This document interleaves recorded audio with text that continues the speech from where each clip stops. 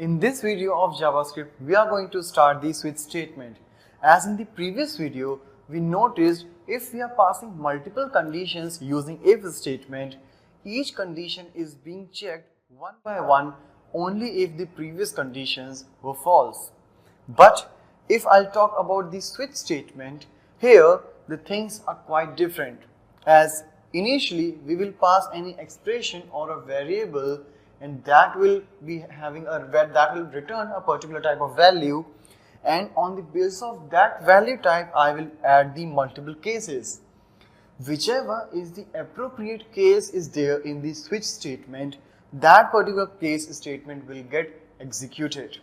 As here you can see, it is not coming one by one, it will directly come onto that respective case. But if none of the case is satisfying the switch, then the control will come to the default block. So let's see practically how can we start writing this switch statement. So in this particular program, what I'm doing is I'm taking a single character from the user and I'm comparing whether that is a vowel or a consonant. So for doing that, first of all, I'm taking a user input using the prompt box, and we'll make sure like whenever we'll enter something, it will just be a single character. And I'm storing that in a variable called ch.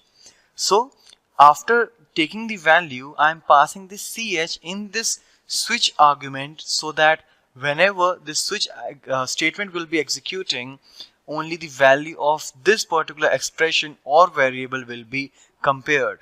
Apart from this switch ch, we can also pass an expression, maybe using any operators. But here I'm just passing the single value, but it must be evaluating a value. So here what you can see is I'm just checking it with the case keyword.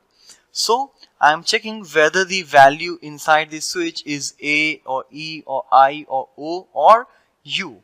So whichever value would be there in this switch variable, the ch variable, that particular statement will get printed. For example, if I enter O, so O is vowel will be printed. But as I said earlier, whenever this execution will take place, the line by line case checking will not be happening, but the control will directly fall into this particular case which is getting satisfied with the value stored by this variable. So let's execute first and see how this output is running like. So here is the file. So here I'm entering a value, let's say O, and here you can see the message O is vowel. If I'll enter anything apart from A, E, I, O, U, you can see the message special character or consonant. But where does it comes from? It is coming basically from the default. Like in the if statement, when all the conditions are false, at last the else statement gets executed. Similarly, in the switch, when all the cases are false, finally the control will fall in the default statement. As I said, it is not getting executed line by line, so most of the time we put the default in the last, but basically syntactically you can put it in any particular position. So let's execute it again. I'll refresh it and I'll pass U. So again you see U is vowel is printed.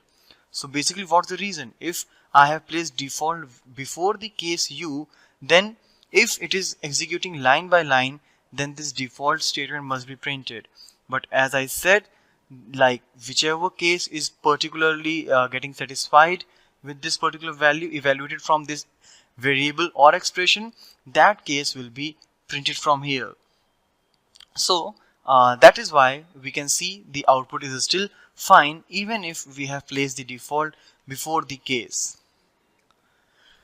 If you have multiple cases on which you want to execute the same set of statement, you can shorthandly write this switch statement like this.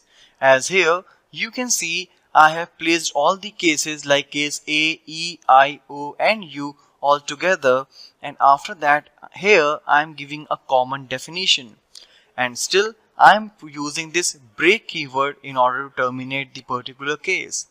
So here this ch means whichever value you will be entering, if it is a part in this list like A, E, I, O, U, then that particular value will be printed along with is vowel message. So when I'll re-execute this, you can see still it is working fine, like E is vowel, then if I'll enter I is vowel. Alright, and if I'll enter anything else, then special character or consonant.